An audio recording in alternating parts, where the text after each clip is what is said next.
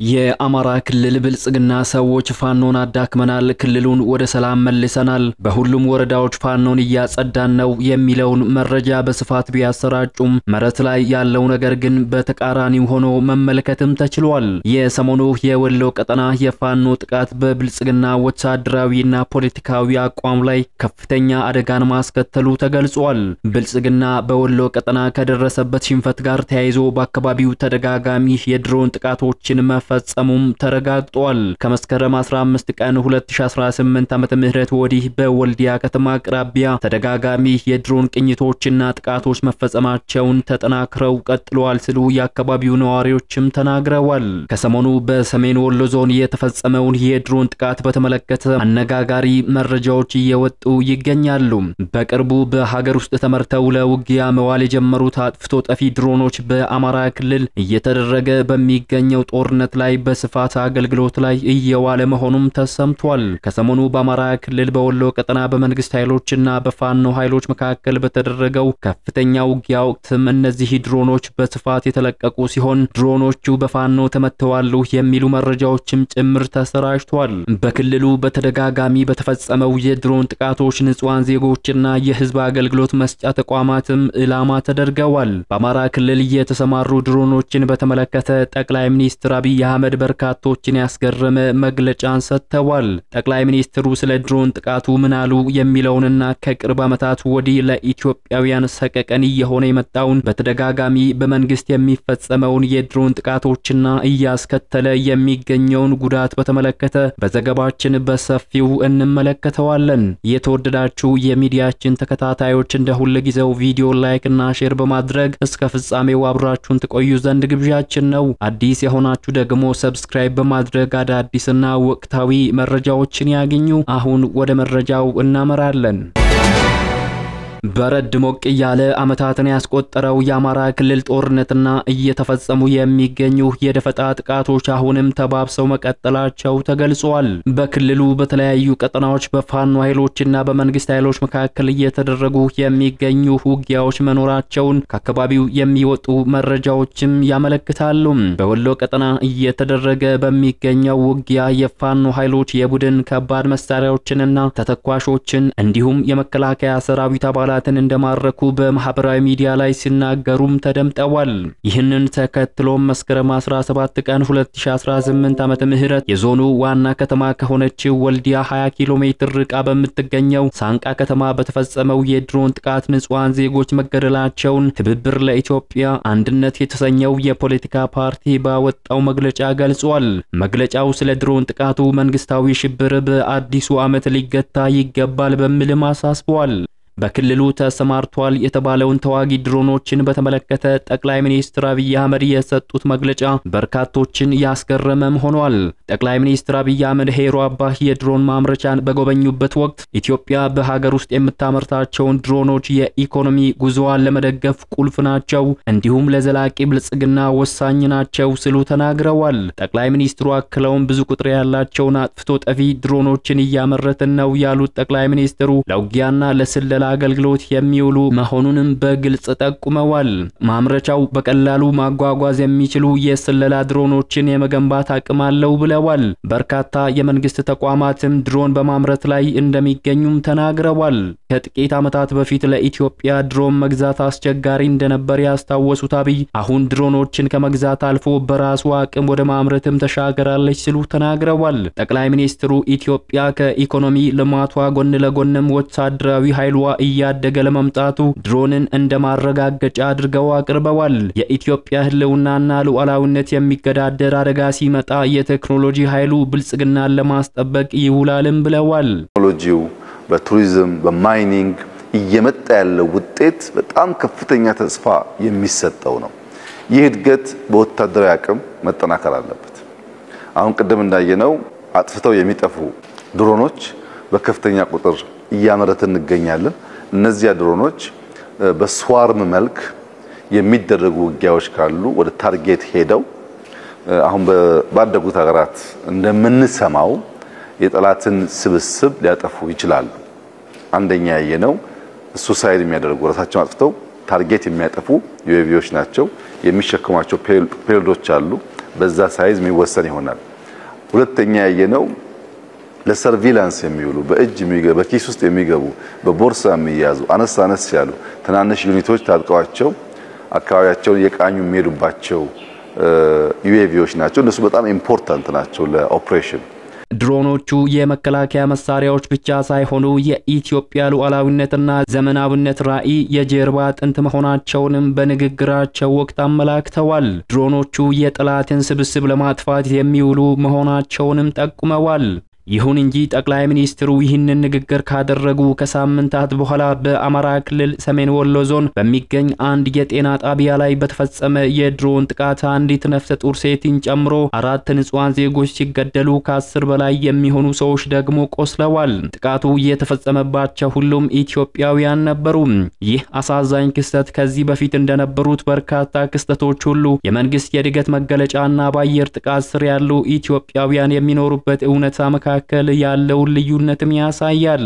መስከረም 17 ቀን 2018 ዓመተ ምህረት ከወልዲያ 20 ኪሎ ሜትር ርቃ በምትገኘው ሳንቃ ከተማ በተፈጸመው የድሮን ጥቃት ንጹሃን ዜጎች መገደላቸውን ትብብር ለኢትዮጵያ አንድነት የተሰኘው የፖለቲካ ፓርቲ ማረጋገጡን ባወጣው መግለጫም ገልጿል። እናት ፓርቲ፣ የመላው ኢትዮጵያ አንድነት ድርጅት ኢህአፓ፣ አንድ ኢትዮጵያ ዴሞክራሲያዊ ፓርቲና አማራ ጊዮናዊ ንቅናቄ የተሰኙ 5 ተቃዋሚ ፓርቲዎች ቅንጅት ስለ ድሮን ጥቃቱ መንግስታዊ ሽብር በአዲሱ ዓመት ሊገታ ባል በሚል ርዕስ ባወጣው መግለጫ ላይ ገልጿል። በዚህ መግለጫ ላይ የድሮን ጥቃቱ በሳንቃ ከተማ በሚገኝ የጤና ጣቢያ ላይ መፈጸሙን አመላክቷል። ከቀኑ 6 ሰዓት ተፈጽሟል በተባለው ጥቃት በጤና ጣቢያው ቤተሰብን ሲያስታምሙ የነበሩ 3 ሰዎች መገደላቸውን ቅንጅቱ አስታውቋል።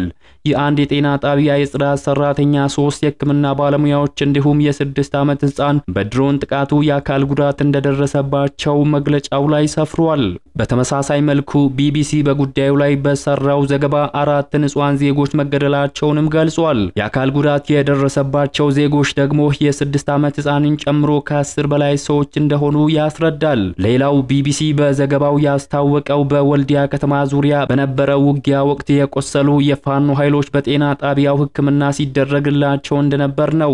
በመንግስት የተወሰደው የድሮን ጥቃት ታዲያ ህክምና ላይ የነበሩትን የፋኖ ኃይሎች ኢላማ ያደረገ ሊሆን ይችላል የሚል ግምት እንዳላቸው የጤና ጣቢያው ባልደረቦችና የአካባቢው ነዋሪዎችም ተናግረዋል። ጉባ ላፍቶ ወረዳ በሚገኝ ህክምና ተቋም ላይ ደርሷል በተባለው የድሮን ጥቃት 6 ይሆናሉ ተብለው የተገመቱ የፋኖ ታጣቂዎች እንደተገደሉና ቀብራቸውም በአካባቢው እንደተፈጸመ ተጠቁሟል። ከዚህ በተጨማሪ ባለፉት 5 ዓመታት በኢትዮጵያ ተደጋጋሚ የድሮን ጥቃቶች በመንግስት ተፈጽመው ሰላማዊ ሰዎች ላይ ጉዳት ማስከተሉ ሲነገርም የቆየ ጉዳይ ነው።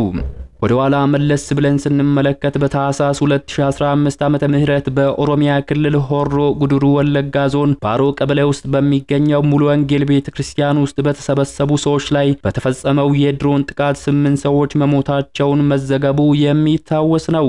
በተመሳሳይ መልኩ በአማራ ክልል ምስራቅ ጎጃም ዞን ፍኖተ ሰላም በነሐሴ ወር 2015 ዓመተ ምህረት በተፈጸመ ጥቃት አብዛኞቹ በ20ዎቹ ዕድሜ ውስጥ የሚገኙ ቢያንስ 30 የሚሆኑ ንጹሃን ወጣቶች መገደላቸውን ያረጋገጠው የኢትዮጵያ ሰብአዊ መብቶች ኮሚሽን ኢሰመኮ በደብረ ማርቆስ ከተማም የድሮን ጥቃት መፈጸሙን አረጋግጧል። የተባበሩት መንግስታት ድርጅት መርማሪዎችም በክልሉ በአውቶቡስ በጤና ጣቢያ በትምህርት ቤት ላይ በተፈጸሙ ጥቃቶች ቢያንስ 20 ንጹሃን ዜጎች መገደላቸውን አስታውቀው ነበር።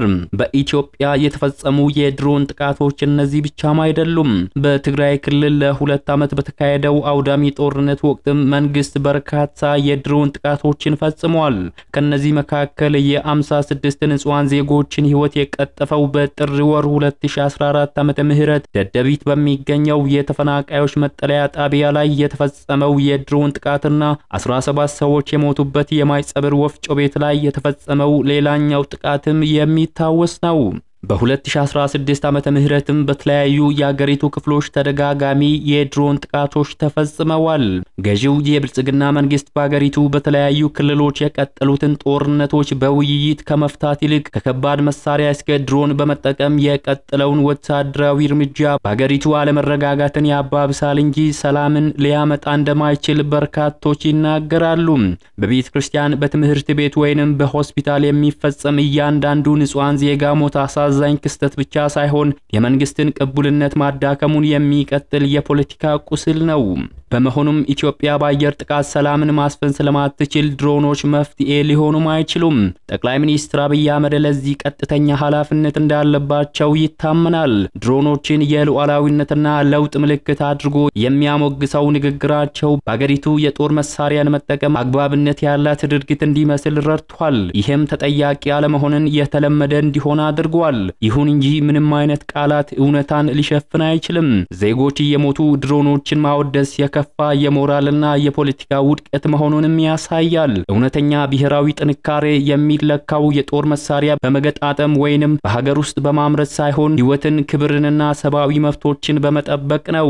እያንዳንዱ የአየር ጥቃት፣ እያንዳንዱ ሞት ጦርነት ያስከተለው አደጋ ብቻ ሳይሆን ሆን ተብሎ የተወሰደ የፖሊሲ ውሳኔ ቀጥተኛ ማሳያዎች ናቸው።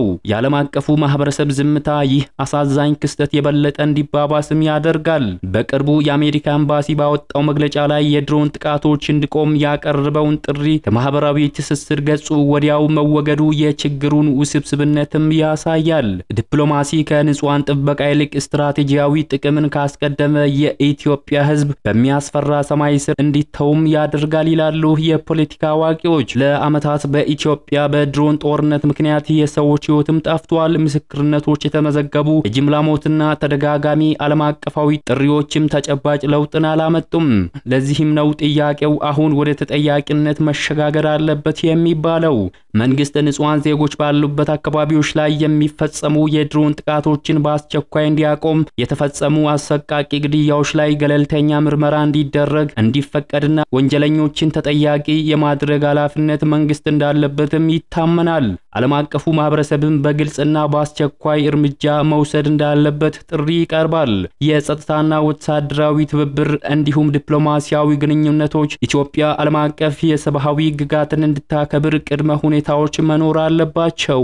የተወደዳችሁ የሚዲያችን ተከታታዮች ለዛሬው ያዘጋጀንላችሁ ልዩ ዘገባችን የተከታተላችሁትን ይመስል ነበር። በሌላ መረጃ ዳግም እስከምንገናኝ በያላችሁበት መልካሙን ሁሉ ተመኘን።